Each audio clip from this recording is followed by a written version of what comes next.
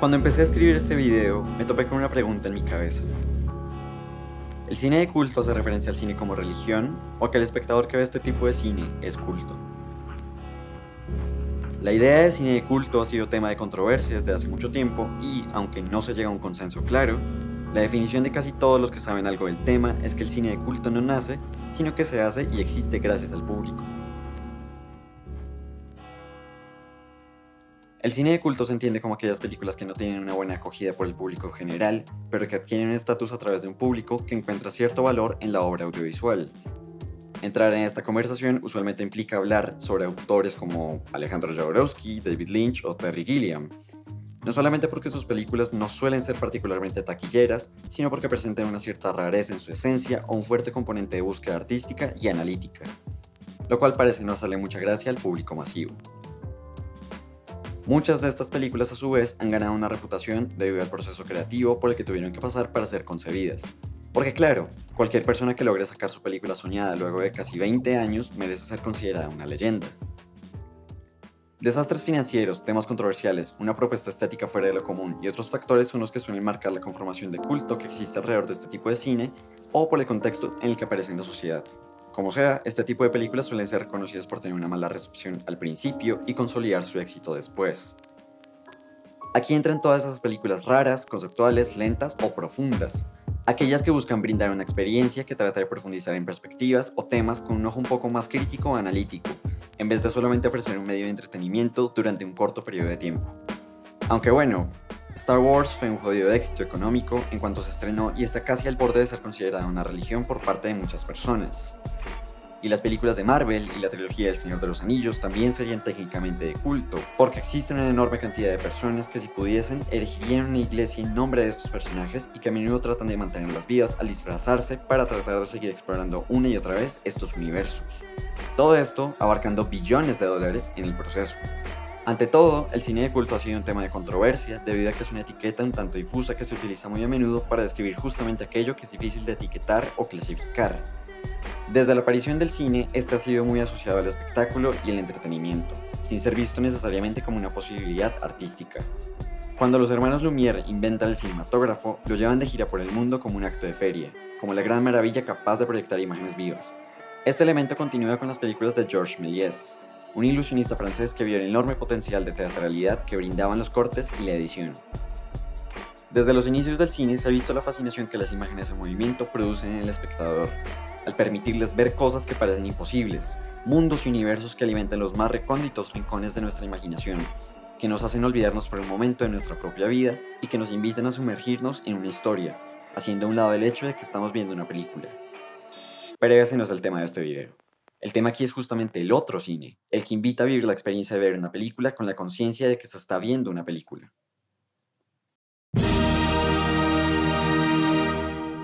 A principios de los años 20, nace de forma oficial la Unión Soviética y surge una iniciativa del gobierno para regular su industria cinematográfica.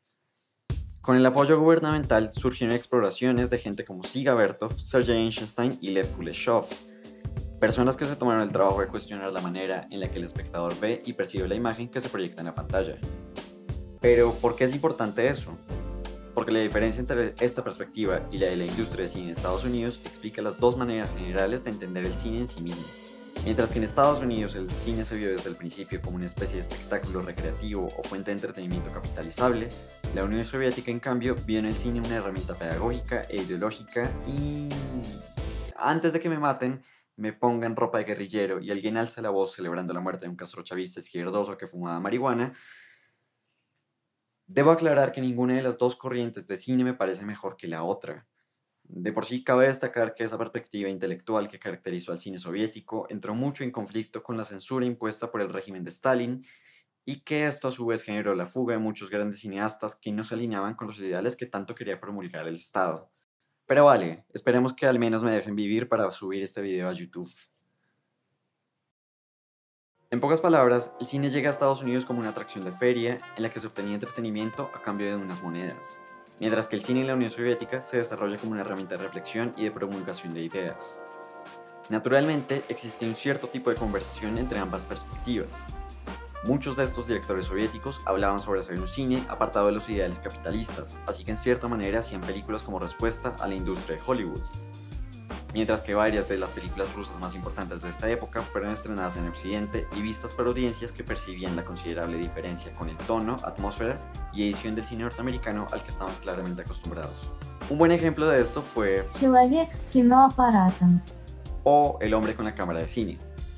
La gran importancia que se le ha dado a esta película a lo largo de la historia contrasta a la perfección con los comentarios de gente que en su momento no había visto nada parecido y que consideraba que se enfocaba demasiado en la forma en vez del contenido de la obra. El New York Times llegó incluso a afirmar que su director, Dziga Vertov, parecía no tener consideración por el funcionamiento del ojo humano. Esto es relevante porque la película tuvo una recepción negativa al inicio y fue adquiriendo estatus conforme pasaba el tiempo, ya que directores importantes fueron redescubriéndola e integrando aquello que lograban extraer de ella en sus propias obras. Así, las películas que trabajan con el cine desde una perspectiva filosófica y analítica encuentran su lugar en el mercado o su audiencia con el tiempo, siendo redescubiertas debido a su influencia en las películas que encajan en el cine mainstream. Bien, y eso es el cine de culto, ¿no?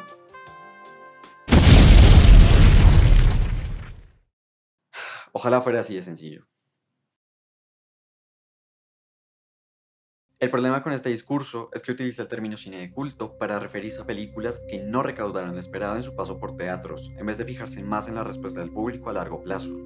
Tiene todo el sentido del mundo fijarse únicamente en estas cifras cuando uno es un productor de cine que quiere asegurarse de recuperar el dinero que invirtió en un proyecto. Pero fuera de esta lógica de industria, la palabra culto tiene más que ver con la recepción de la gente, no solo con si alguien pagó o no la boleta de cine. Aún así, aprovechemos el tema de asegurar la inversión del capital en un proyecto cinematográfico.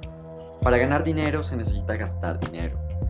El cine se caracteriza por tener un índice de riesgo mayor al de casi cualquier otro tipo de negocio. En teoría, es muy difícil predecir el éxito de una cinta solamente por su valor narrativo o por la empatía que genera en el público. Debido a esto, se han desarrollado fórmulas o tendencias que buscan hacer que el público se sienta más familiarizado con lo que está viendo, lo que le brinda comodidad y seguridad de que lo que verá en la pantalla será satisfactorio. Es así como se gestaron técnicas para crear una trama que se pueden aplicar en todo tipo de escenarios y contextos, como si fueran esqueletos a los que se les puede cambiar la ropa y los rostros para darle algo de novedad a un producto que en realidad no está ofreciendo nada particularmente nuevo o distinto. ¿Suena tedioso? Debería. La seguridad que busca un inversor a veces pelea con las ganas de experimentar sensaciones distintas por parte del espectador. Es por esto que la industria no ha mostrado una resistencia absoluta a innovaciones en sus fórmulas y es así como todo se mantiene en movimiento, con las innovaciones que suelen surgir justamente como respuesta a estas tendencias. Hallar el equilibrio entre contar una historia en la que el espectador reconozca aspectos de esta o darle algo distinto para mantener su interés es el gran dilema a la hora de hacer una película u obra audiovisual. Es fácil pensar que lo opuesto de mainstream, fórmula o rentable sea experimental, intelectual e incluso precario, porque se supone que cuando se opta para hacer una película para grandes masas, esta debe ser directa y tener una historia accesible para el público, mientras que las películas de culto deben parecer rompecabezas y óperas para que la gente culta pueda entender comentarios y discursos intelectuales reservados para los mercados de nicho. Pero entonces también estaríamos diciendo que la etiqueta de cine de culto está marcada por un estilo narrativo, casi como si fuera un género cinematográfico, sin tener en cuenta la respuesta del público. Todo este argumento se desmonta cuando uno ve que Michael Bay es un director respetado por gente como Christopher Nolan y Quentin Tarantino en Hollywood, porque ¿cómo va a ser Michael Bay un director de películas de culto? Se supone que sus películas están llenas de clichés de Hollywood y recaudan miles de millones de dólares. No puede ser igual que una película de David Lynch. ¿O sí? Hablar de números es sobresimplificar una cuestión que tiene más que ver con la manera en la que el cine se vuelve parte de nuestra cultura y cómo la cogemos en nuestra memoria colectiva hasta el punto en el que creamos íconos. Porque a fin de cuentas, ni las boletas vendidas ni el estilo narrativo de la película van a representar o asegurar el alcance que una película tendrá a lo largo del tiempo. Esto realmente es una conversación sobre qué hace que una película trascienda. It's October 3rd. En abril, Mean Girls cumplirá 15 años de haber sido estrenada y todavía se puede ver la obsesión de la gente con esta película. Un tour breve por Tumblr, Twitter e Instagram deja ver que esto dejó de ser una simple película hace mucho tiempo, o que quizás nunca lo fue realmente. Este caso resulta interesante si nos fijamos en que la mayor parte de películas para adolescentes no suelen tener un impacto muy duradero en sus espectadores. Poder pasar de la fiebre obsesiva por parte de los fanáticos en su pubertad es algo que no parece ser el objetivo principal de los realizadores de estas películas. ya que en medio de todo, el público al que van dirigidas tienden a ser tenidos en cuenta como algo con un intelecto por debajo del espectador adulto promedio. Hay que tener en cuenta algo importante, y es que el cine para adolescentes se ha visto en la industria como un nicho con demanda permanente, y por lo tanto, estas películas deben mantener los temas que tratan al día para asegurar su rentabilidad. Curiosamente, esa necesidad por mantenerse actualizado en temas de moda, diálogo, comportamientos y situaciones en sus historias ha hecho que mucho del cine que se produce en este género se quede en el pasado fácilmente y que sea recordado más que nada por un tema de nostalgia. Y este es el momento en el que siento el peso del tiempo sobre mis hombros al darme cuenta de que Soy 101, High School Musical y iCarly ya están integrados a la nostalgia colectiva y que ya pasó más de una década desde 2008. Pero bueno, antes de morir, hablemos de Mean Girls. Las películas para adolescentes suelen ser malas porque brindan una perspectiva que cree que los adolescentes son demasiado tontos para entender temas que no tienen que ver con ligar, comprar ropa, manejar autos y ser presidente de la clase. Para saber esto, es solo cuestión de ver qué películas son las más comentadas y las que son más recordadas en Instagram y Tumblr. Clueless es una película a la que le interesa más seguir a sus personajes luciendo cosas que contar en la historia.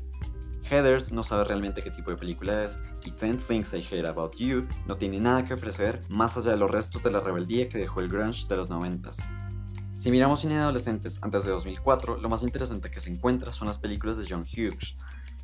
Pero eso es hacer trampa porque Hughes básicamente fundó el género de cine para adolescentes y sus obras más importantes están pensadas con una lógica que examina la adolescencia en profundidad. Mean Girls gana puntos a favor porque el guión resulta interesante con 17 o con 35 años, debido a que realmente le da cosas al espectador para seguir una evolución de los personajes a la vez que reflexiona sobre la naturaleza de la escuela. La película se toma el trabajo de construir el universo de la secundaria y elevarlo bajo el concepto de ser famoso que se trabaja en la historia. Hasta este punto ninguna otra película mainstream lo había hecho. En Clueless existe esta idea de una división entre ser popular y no ser lo que se revela todo el tiempo a través de su protagonista, como si ella fuera un ente que le da estabilidad a este mundo.